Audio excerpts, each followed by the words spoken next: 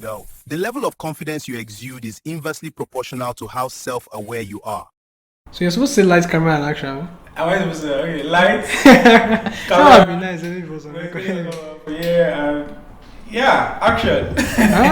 I like the sound of it. Alright.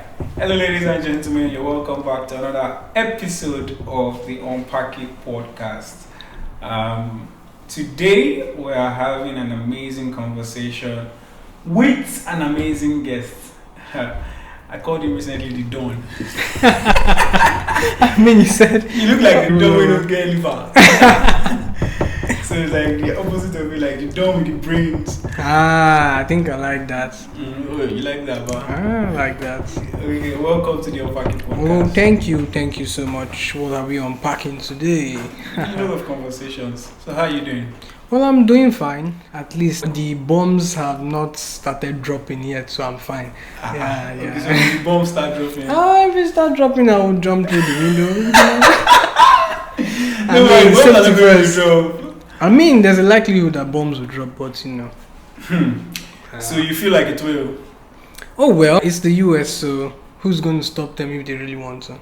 Okay, so I like this conversation. I like the way it's starting out, right? Yeah. And I mean, it was not planned. Yeah. So, but what do you think is the impact currently on the state of the people, the mental state of the people? Because I mean, it's something that everybody's talking about now. Maybe not the the grassroots. Yeah.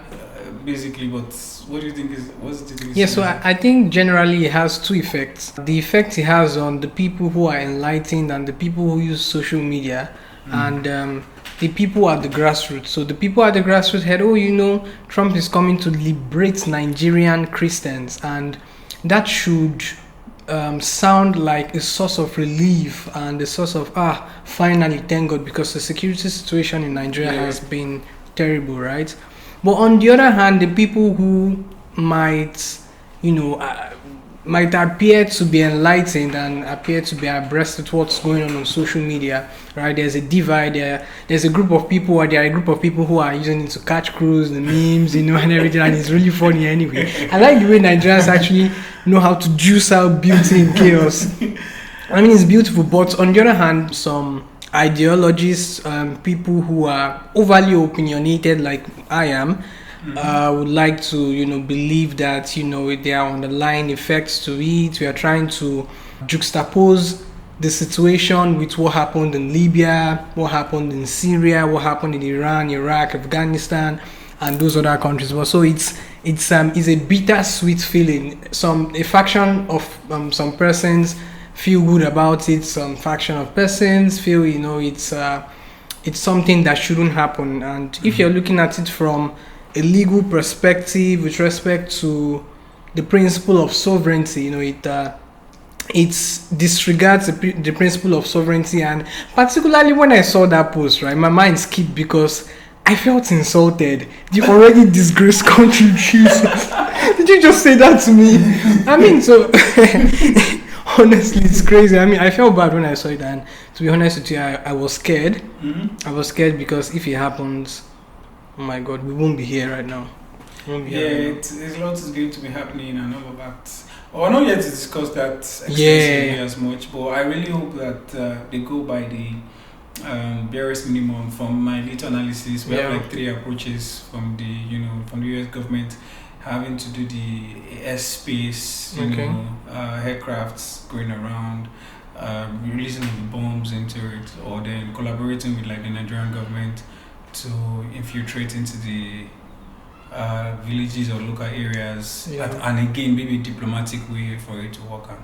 I really hope they can go with it. I mean, the list without any impact. Personally speaking, I feel like that's not their original intent. There are other underlying issues, right? Because some conspiracy theory, I don't want to call them conspiracy theorists anyway, but some faction of people have it that why is Trump going after Iran, Venezuela, and now Nigeria? And if you look at what's common among these 3 nations, they're all oil-rich countries. I mean, I don't know, should I be scared to say this, but Trump needs to calm down. I mean, you can't just wake up and say, he posted something and said the days of the Venezuelan president is numbered. I mean, he's the president of the United States anyway, but I don't think any country should be so powerful, overly powerful that they can't be stopped by anyone. Yeah. I think it's an abuse of power at this point, but Yeah, that's very, very right. But let's just keep that aside for now. yeah, And let's look into other exactly. things. Because if we keep talking about it, we're actually not going to mend. Well, I'm going to pick up something from what you said, Yeah, and then link it back to some of the things I had to Yeah. ask about, talk about today. You're speaking about you can't just wake up any morning and just Yeah. make statements and all of that. true. But there is something that is there is the awareness, self-awareness, Okay. the level of, should I say, confidence. His awareness is coming from confidence that he has in something, Okay. and that's probably like we have the power. Sure. They have number one military in the world and all Of that. course. So that's where they're coming from. So I said that to bring it into. I read something on Twitter. Someone tweeted, it said, Yeah. the highest form of high you can ever get is self-awareness. What's Of your course. take on that? Oh, definitely. What makes us confident is by the virtue of our knowledge and acceptance of certain conditions. For example, I would feel very powerful if I know that Bola Ahmed Tinubu is my father. So I'm walking on the street, I know I'm untouchable because, probably I have like escorts and everything. Yeah. And even if I didn't have that, the mere fact that I know that he is my dad, Your dad, right? There's this confidence I'm going to be filled with, right? But assuming I don't know he's my dad, I could get into trouble and I'll be locked up or something. Yeah. And it goes to show that the level of confidence you can exude is inversely proportional to how self-aware you are. America knows that they are arguably the most powerful country in the world. So by the virtue of their awareness, they are emboldened to carry out certain activities because they know that no one will stop them. No, And absolutely. that's actually my fear. Because I feel power should be controlled, it should be curtailed. And where power cannot be controlled, right, there will be extreme abuse of power. That's quite that's quite huge, and you've sparked another interest in question in me. Basically, again, we're talking about living at your best Yeah. mentally and all of those things, and you've just clarified the fact that being self-aware is key. It's Yeah, very, very important. very and all of that. important. And then you spoke about power now, and then I want to relate it to the everyday life and all of those things. Ego, Okay. can you say is a form of power in that stuff that can ruin your level of awareness? Ruin in what sense? I feel like it's a booster. Or it's more like the aftermath of over self-awareness. You're aware to the point of delusion, right? A state where your awareness has clouded your reality. So, it's, if you ask me, it's like a high, right? An egotistic person, doesn't stand to be corrected. An egotistic person is filled with overconfidence. And I think there's a thin line between being extremely confident and being egotistic, right? And if you ask me, is ego a bad thing? I would say ego is not a bad thing. It's just, goes back to the whole thing of control.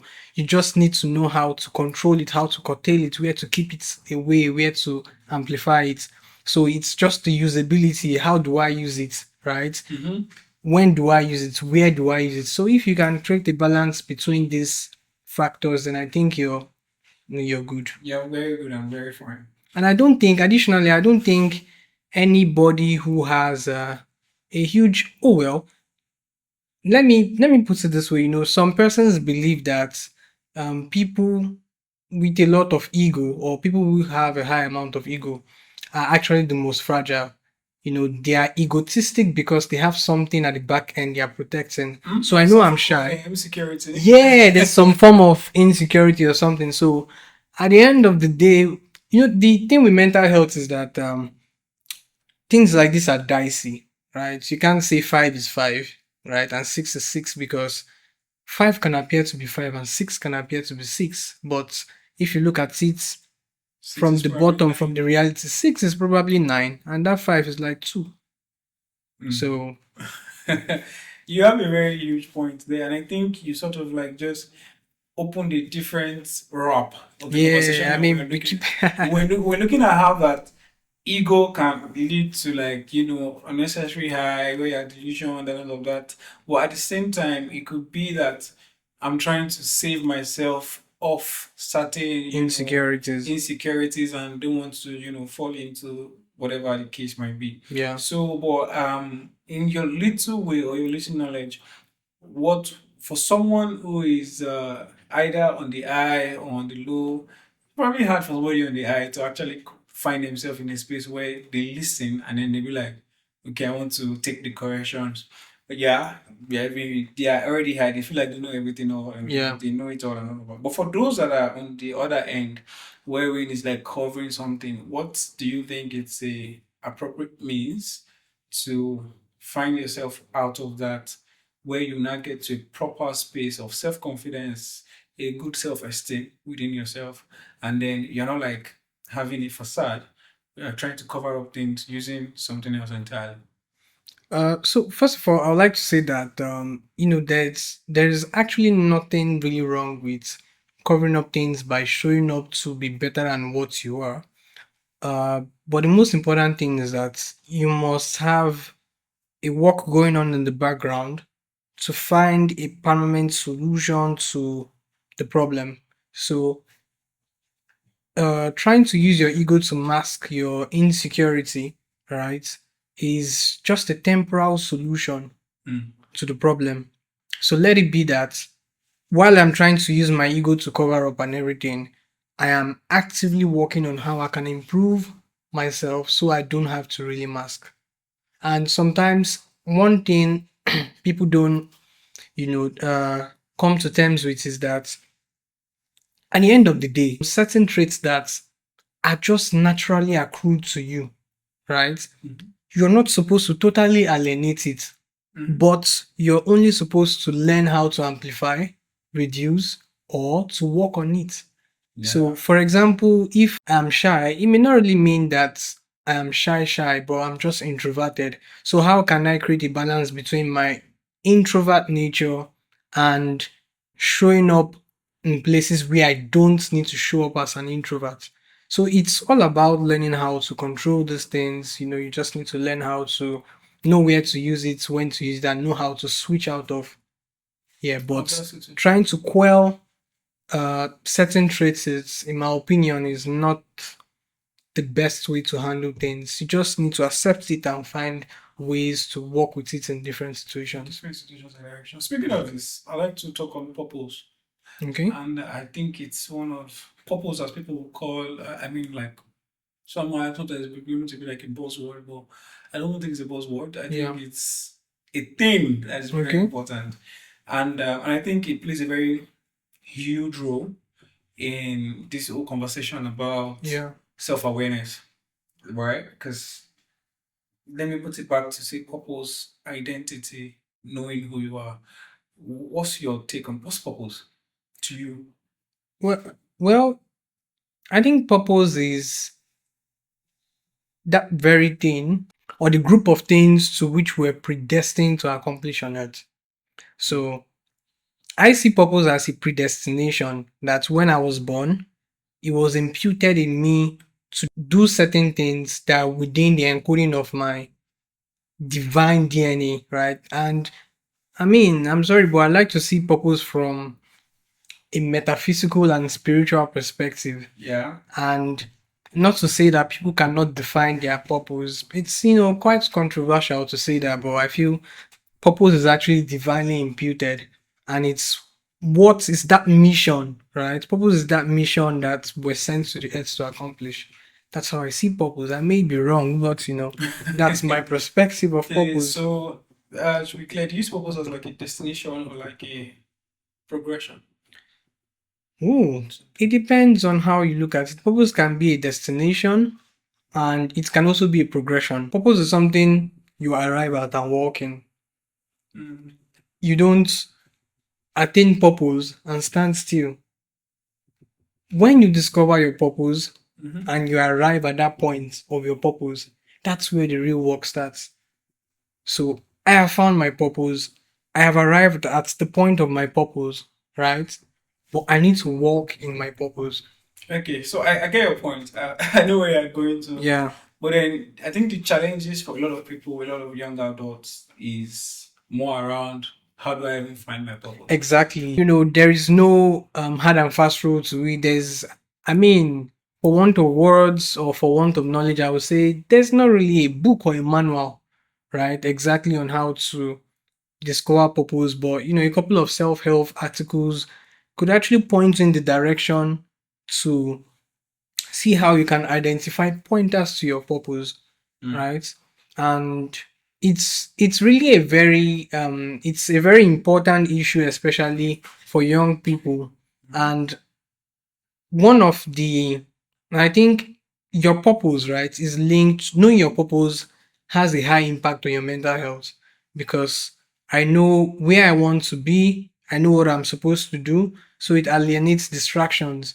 It keeps me focused. I have a tunneled vision, right? I know this is where I'm going, this is what I'm supposed to do, and this is how I'm supposed to do it. So whatever is not within the line of my purpose is a distraction. So I'm not moved by trifles. I'm not moved by distractions. I'm not moved by this is the big thing in town. Oh, it's forex trading. Oh, it's now crypto. Oh, it's content creation. I'm not moved because I'm moving in the direction of my purpose. Your purpose, yeah. So even if I get discouraged, right? Even if I face challenges, I have a backing that I know my purpose. This is what I'm supposed to do. But your mental health is affected when you do not know your purpose because where's the confidence? Where is the backing you have? How do you know what you're doing is right? Because you don't know your purpose. Not define one. You've not defined one. Okay, I like your direction of how you explain it and all of that. Yeah. Well, I always tell people a couple of times or in the recent times that to remove the big word purpose now, Yeah. like to let's try to simplify it and Yeah. to find meaning to yourself, Yeah. to your existence. Because there's this point where you can be tired, but you're not meaningless. But then True. there's a form of tiredness that comes from like, yeah, bro, I can't even define myself. Yeah. Like, there's a lot of meaning. I tell people that for me, I use two principles. Okay. One is whatever your hands find doing, do it well. Okay. Right? And secondly, is the gifts of a man Make is what it a make way it for way you. for him, basically. So whatever your hands find doing, don't the fact that you're finding yourself doing it, don't eliminate it. Don't just drop it. Whatever you find easy to do, like can you double down on that thing? Okay. Along the line, you realize that I don't think I want to do this. I think I want to do it. Yeah. You realize that there are a number of things that you can do, Yeah. either easy or hard. Then you pick the one you want along the line, and then it's those things that you're doing is what I call gifts. And the thing about gifts making way for you is, I think, is beyond. Let me use the analogy of gift, like actual gifts Okay. to someone, Yeah. not like what you can do as gift. Yeah. I'm talking of gift. So in this case, what you can do as gifts converted into a service Yeah. that you give out. And I was reading on the Dunning-Kruger effect, Okay. yeah, in psychology, and what that does is, or his philosophy basically is like uh, the more you know, the more confident you get, Yeah. right? But there's a stage you can get to wherein your confidence level drops because the more you know, the more you realize you don't Don't know. Very true. And then if you're not careful, you can go down the graph in negative in such a way that you are stuck into what is none of that. So, but for you to gain your confidence back and have Yeah. meaning to yourself, because that's another problem we have. Every day, like you said, distractions. A lot of distractions everywhere. Everybody's watching this, seeing this. Yeah, on Instagram, you have watched 10 videos, and out of 10 videos, somebody's teaching you how to do something. Just like it's a lot, right? To help you ameliorate those distractions and all of that. Yeah. You need to be able to focus in one direction and give back things that you have learned, right? Like try to disseminate and say, okay, you know what? Let me put this Yeah. thing out, and that's where you can begin to gain confidence because you are knowing. The more you realize that you don't know, the more you learn, you realize that you don't know. Yeah. So the more you give up what you've learned, the more you want to know, and then it just helps you with this balance Yeah. across board and for you to find out. So I think when you give up your gift, and that's the same thing in business.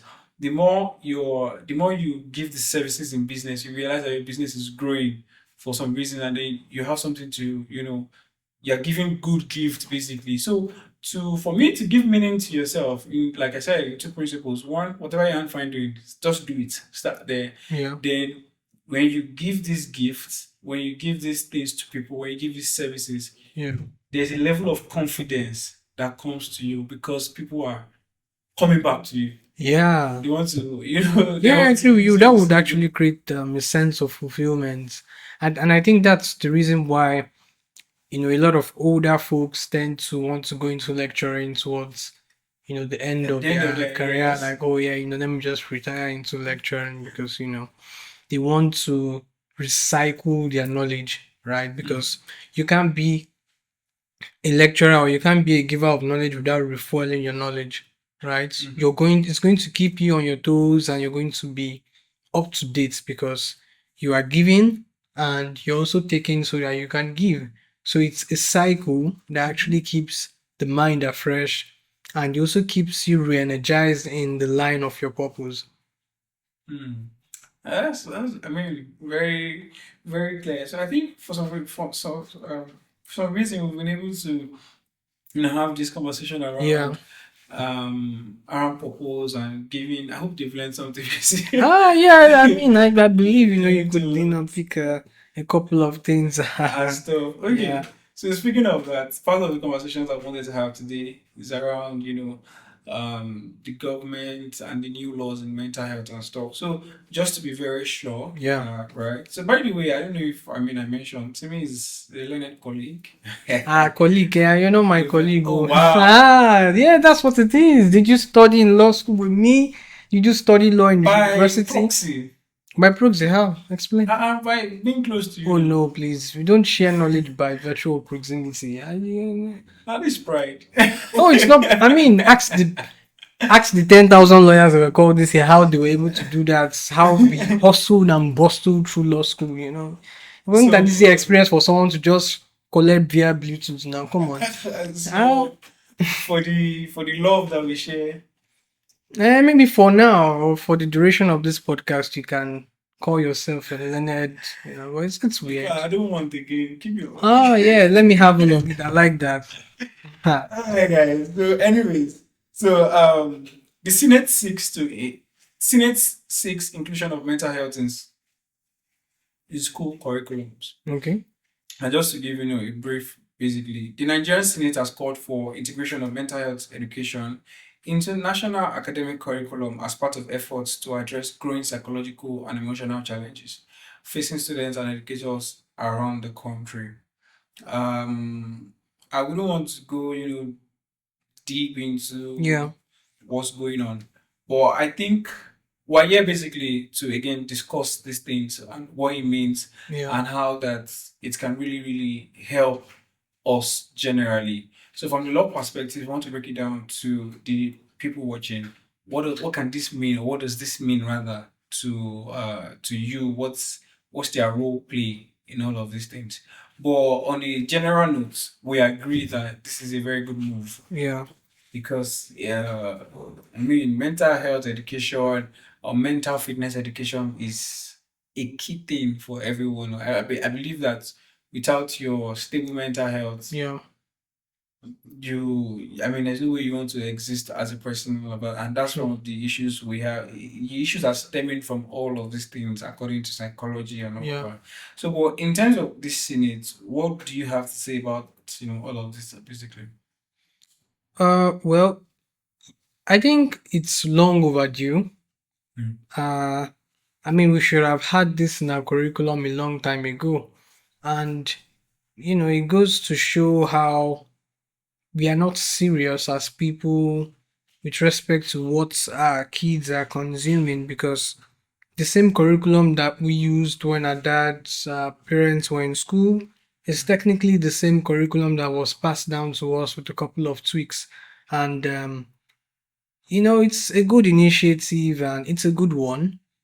I wanted to say I will commend it, but I'm not commending them because there are a lot of things that are laying fallow. But with respect to this, is a good move, and I just hope that they follow it up with enforcement. You see, in Nigeria, we don't have a knowing issue. We don't have an idea or suggestion issue. When you listen to Nigerians, you notice there are a lot of bright minds, a lot of intelligent fellows.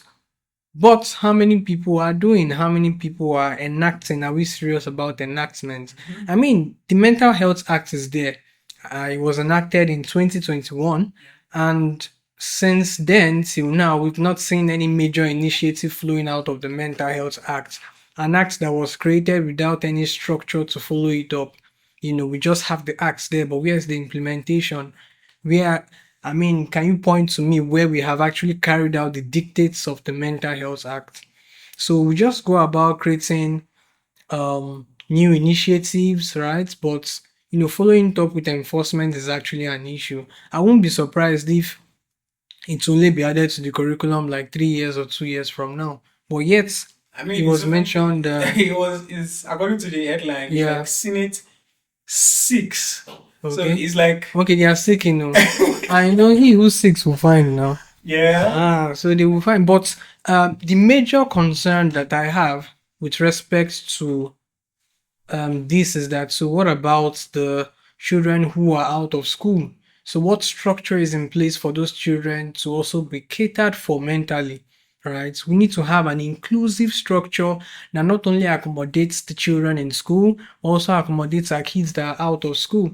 So it's, for me, it's incumbent on the National Assembly or the Senate to actually look for inclusive measures, right? We understand, oh, this is a good initiative, beautiful, kudos, we clap for you. That's a good one. But let's also see how we can include those who are out of school. And that can be done through sensitization programs, incorporating it into our social religious activities and other means of socialization within the grassroots and the local communities.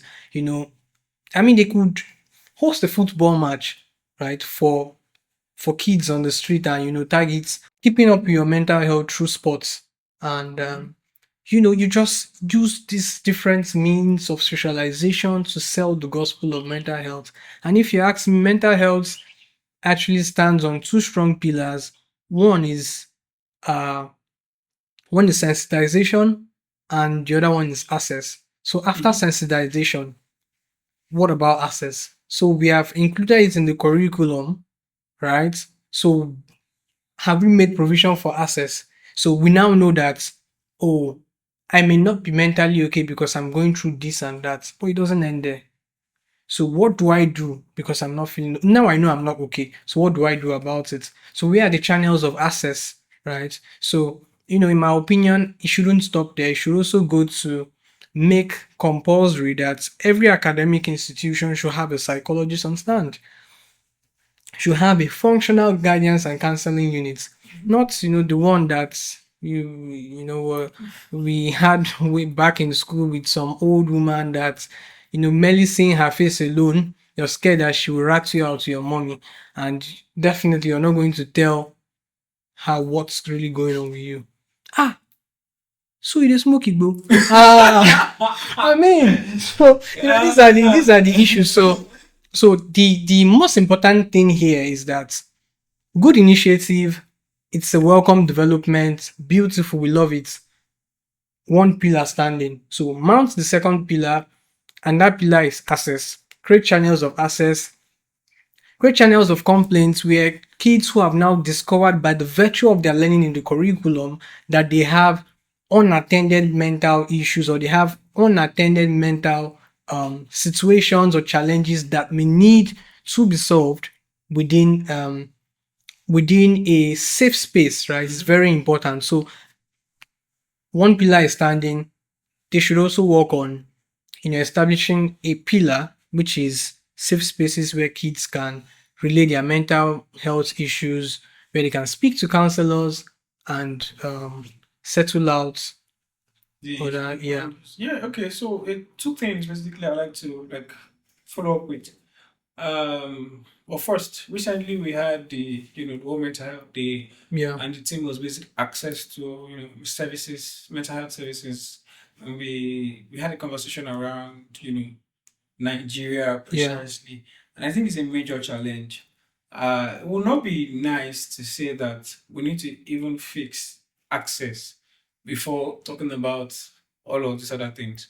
But I think this is also like a offshoot of access, including it in the curriculum, Yeah. right? Like trying to impute it, because sincerely, access in Nigeria is far from what is really meant to be. The ratio to uh, the ratio of supply to demand is far gone. Exactly. You understand? Like it's very far, and I really hope that this can work and all of Yeah, that. it would also encourage people People to to study psychology, study more courses related to mental health issues and mental health related academic studies. So I don't know the pool of mental health psychologists or the availability of mental health facilities and structures in Nigeria, but I think inclusion in our curriculum would actually help to boost, or it will actually help to drive people's interest towards that direction. But yeah, I think that's a very good one. So now, what would be the rule? Because I mean, the government is, or the Senate basically is seeking to have this. It means that it is not yet like stamped or Yeah. like approved basically for it to go into the curriculums and all of that. So as far back as I can remember, I've always talked about that. I think this is a major thing. Yeah. And when you look at school calendar, sorry, the courses or subjects they take, you see the closest that give you something similar to that was like PHE. Yeah. That has to do with physical and health education. Yeah. Basically, that's like still one of the closest that has to do with your mental well-being and help you to get to that stage. Yeah. But what's the role of a single person like watching this in the enactment of this? So what do you think our roles would be in ensuring? I mean, maybe not the singular person as because I mean maybe I'm not so much interested in that. But I need to service, but I'm not so much interested in it. But people that are like NGOs, advocates, and all of that. What do you think are their roles to ensuring that this becomes like a reality? Yeah, so one of the key things I highlighted in this initiative is that we do not readily have established and known structures and institutions to accommodate the teaming calls and the teaming issues that would emanate from having mental health curriculum in schools. So I would say to the NGOs, you need to improve on access. You need to work on access to your mental health facility if you have one. If you do not have one, you could, engage the services of a mental health psychologist or a mental health professional if there's something like that. So it's an opportunity for NGOs to envisage, right, the influx of persons who will be seeking help by the virtue of the knowledge they have acquired about mental health from the schools, and create institutions or create systems and structures to accommodate this influx, right? Yeah. And for advocates, it's a good time to let the government know that it's a good initiative, and they really support this initiative, and I think it would give the government on their toes to see it to execution, right? And for ordinary people, I really think they could also lend their voices on social media. Now social media has given us a powerful tool to let the government know, let people know, and to create awareness about how they feel concerning certain issues. So it's a good one, and what we could do is letting the government know it's a good one, and lend our voices. And another thing we need to know is that you see the National Assembly is actually carrying this out on behalf of the average individual because they are elected representatives, so they are representing you and me. So, the only work we can do on the back end is to let them know, oh, this is a good one. Please keep up with it, and we want you to see this to a logical conclusion. Definitely, that's a very good one. Still in this old laws, I mean, Yeah. they came out almost the same time, and another one that I like to highlight is the ban of the pesticides, basically, right? Yeah. The reps moved to ban hazardous pesticides, uh, because they feel or they see that, I mean, it's one of the leading one of the leading agents. Is it? I wouldn't want to agree on that anyway. Yeah, but it says one of the leading agents. Agent? What do you mean by agent? Does it really aid? Yeah, okay, I see it as a paraphernalia. So what caused the problem in the first place? I don't just see sniper. I have a happy life, a happy home. I have a wife. I have people making me happy. Oh my God, I'm so happy, and I need to drink sniper because I just saw sniper. No, it doesn't work like that. It's only a paraphernalia. It's a means to carrying out that which has already been satiated in your mind because something has happened in the back end. So we are seeing the result in the front end. So why not tackle what is going on at the back? You see, let's quit preferring temporal solutions to long-standing problems. Yeah. Oh, you're banning pesticide. In 2019, when there was a high rate of sniper. Oh, sniper was the thing. And sniper was banned. There's currently a ban on sniper. But we still find it in the stores, I know. Oh, well, you see, it's the issue with enforcement that's been banned. So who is on the streets? Who is going about making sure that this ban is actually effective?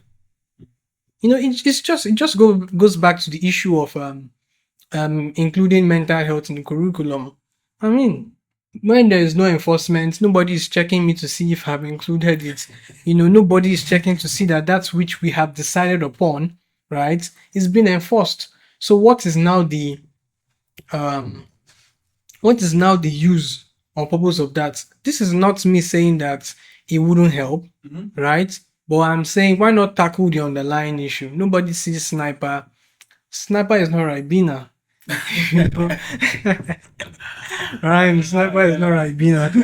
I mean, nobody sees sniper and just wants to go drink sniper. There must be an underlying issue. Yeah, there's always an underlying issue. There has to be an underlying issue because, I mean, when I started research, and I remember in year 4, I love the example so much that I always use it over and over.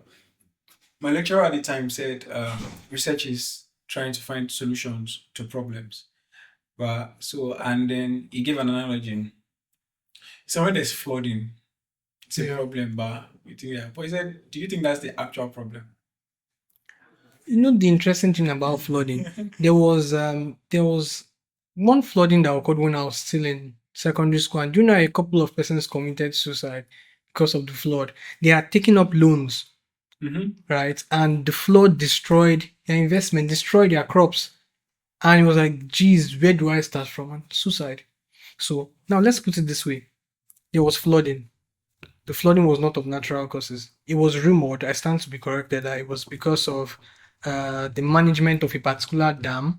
They had not, renovated the dam, or they had not put in certain structures that needed to be there, and the water started overflowing, right? So now this is government failure. You have failed to do your job, right? And now look at the sequence. So there's flooding because the government failed to do its job. Right? And because the government failed to do his job, someone somewhere, a citizen, is frustrated. He feels he has incurred so much loss that he cannot still remain alive to watch himself go down the drain. And then he commits suicide by taking sniper. And the government comes and says, wow, sniper, that sniper, we must ban it. It's ridiculous if you ask me. So why not tackle the first issue that led to the chain of events? So he didn't just drink sniper. No. You failed. He is a victim of your failure. And he decides to use a paraphernalia to end his failure, and he decides to go after the paraphernalia instead of going after the root cause. Problem. What a genius and innovative approach. Stop that. I mean, let's But tackle the yeah, main issue. Let's tackle let's the tackle the issue. main issue. It's And I very also, I important. stand to be corrected, but I also like to say that, the continuous decline in our economic situation, I don't have the facts, I don't have the data, but I believe is leading to a heightened and an increase in the geometrical projection of mental health issues. Yeah, The more the definitely. economy declines, the more people are, Yeah, going mentally up unstable. the Definitely. mental instability slope. So Yes. what are we saying? Recently I was speaking with a friend. We're trying to work on a research. Yeah, Climate, the issues with climate yeah, and mental health. We're looking at a case study in Ikorodu local government, Lagos, yeah, and they were looking precisely into the farming sector, farmers who yeah, were affected by this entire flood. And then again, we realized that there is a spike, in mental health challenges in terms of depression, attempted suicide, and the likes. And they were like, come on, guys, what's happening? But tracing the matter, we realized that it's been traced back to, climate issues, yeah, precisely flooding. Because, they sat down, I need to do this business, I need to help my family, da, da, da, da. And, they took loan, yeah. tried to do things, and then for some reasons, flooding is coming and is spoiling things. And then these guys are like, I don't tire for Okay. life. Do you understand? Well, yeah, we forget, and I think it's a thing for humans generally that is easy. I think the burst of emotions or the emotions at the time makes you forget or drives you from focusing on what the actual problem is. You just stay on the surface Yeah, and how you feel at the time. But sometimes, again, like you said, it's probably not even just the government. It's just like I was saying in my lecture yeah, earlier, the sachet water that you drank and didn't dispose properly. yeah, You in Lagos, I think one of you. That's why they had to ban the usage of one-time use plastics and the likes. yeah. Because if you check all drainage systems It's everywhere, plugged it's with literally plugged up with plastic dirt waste and and all a of that. lot of. And then yes, you now come back and you realize that, bro, there is flood everywhere and all of those things. And you're like, government is not doing this job. So we also have a role Yeah, to to play play. in these matters. Yeah, So you don't end up saying that I have mental health issues or challenges, whereas you yourself, you're not doing the appropriate thing that you're supposed to do. So you can be a root cause in your own problem without knowing. yeah. Of course, you can actually be a root cause, but if you are looking at it, if you are looking at it holistically, I don't think that you know the issue of using pesticides to or the issue of people using pesticides to end their lives. I don't. Well, I wouldn't want to say it's an individual issue. I think it's we should focus more on uh, propagating the highest form of happiness, right, in the society. And if you look at the countries with the highest rate of happiness, they also have a stable economy. Actually, that numbers are wrong. When Nigeria ranks one of the top countries with the highest form of joy. That reminds me of Fela song. Every day, my people dey inside bus, suffering and smiling. You see, we always look for ways to mitigate, to, to This mitigate. guy is eating more at the back of So we always look for ways to mitigate our problems, right? Yeah. We know how to catch. Okay, look at this Donald Trump, whole US, we are from. And if you go to Twitter, in fact, you are most likely going to forget the real issue because the memes are flying around. Someone will say, what are you doing in Abuja this weekend? Oh, mom, I'm sitting down waiting for the bombs to drop. Do you understand? We're making jokes out of everything. And I mean, it's a good thing on one hand. And but who said Nigeria ranks as one of the happiest countries? I think you start there. If you maybe check online, you probably This guy just make I mean, I'm so surprised. Nigeria, highest, okay, ranking countries. Yeah, with joy now. What will you call it now? Um, countries with the most happy people or something like that. Oh, okay, yeah. That's a better way to put it. Yeah. Quite So what does it interesting. say? I mean, what are the countries on the stats? Nothing serious. It's just like a ranking. I think over 10. They have like from 0 to 10. Like I don't know how they did the scaling thing and all of Yeah. that. But look at Finland, Denmark. You know, lots of. I don't know the number we are at, but by the scale on a 1 to 10, we are on a 4.88. Over The 100. highest is no over 10. 4.88, and the highest, which is Finland, is about 7 points. So what are you saying? Yeah, we try to now. Nah. We're not the happiest, but we're doing something reasonable. So don't worry, it's not a facade. Yeah, maybe it's a It's a facade. facade. I mean, and I will still stand by Fela's opinion or Fela's what would I call it? Mhm. Insignia. Suffering and smiling. We know how to smile a lot through suffering. We are wearing masks. We come off as being happy people, but is that really true? Are we really happy? Well, I think for those that are happy, I think we are. So you mean you're not happy for those that No, are happy? some people aren't actually, right? And I mean, if you look at the space of mental health and all of that, some people Yeah. are actually not happy.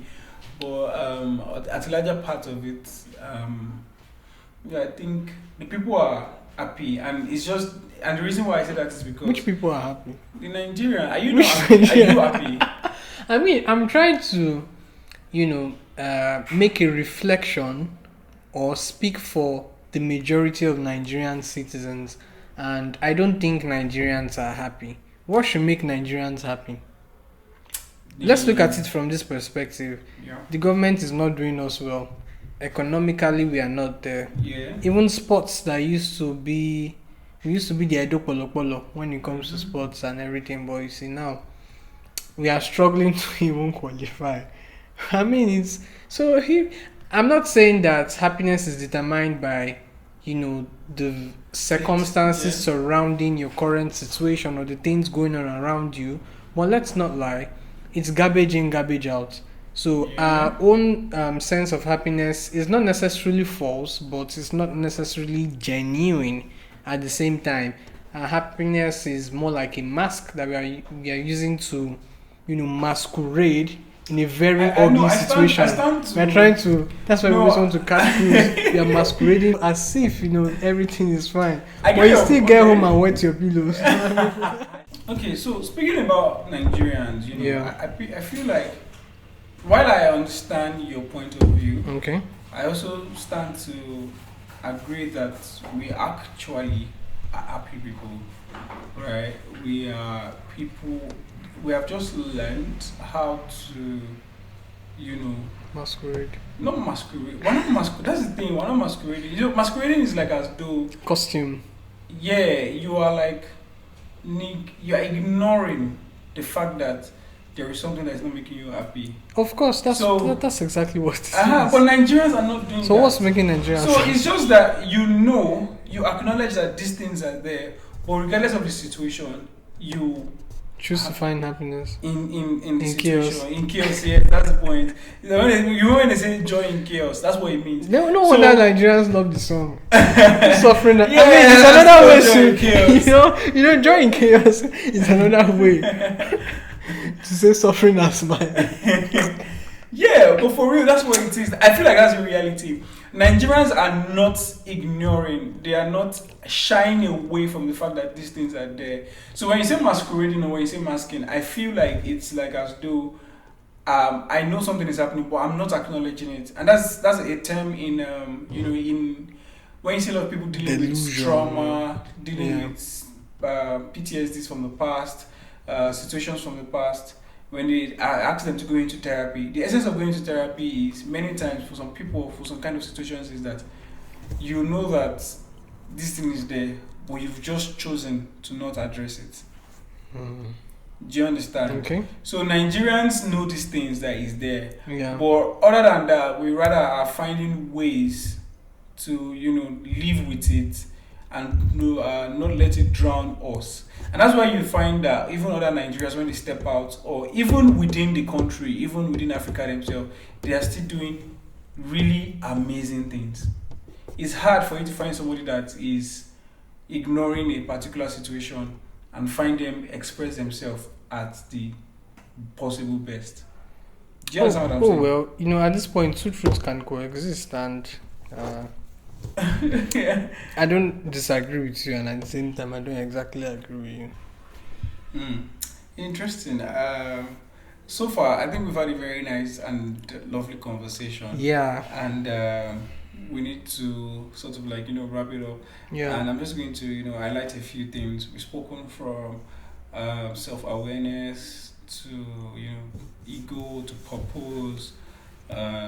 We entered into the laws and saying how that mental health really is important, and the steps that our government officials or our elected representatives, basically leaders, steps are taken to ensure that it becomes better. And we justify that the first one in terms of being in the curriculum is very important, but then the second one is not that it's not important. It's just like as though providing a 2 minutes fix to a 10-year problem. 10-year problem. Yeah. So it's quite huge. So instead of just doing that, let's address the real issue. And it's obvious to tell that it's not just the government, but you yourself have a role to play in it.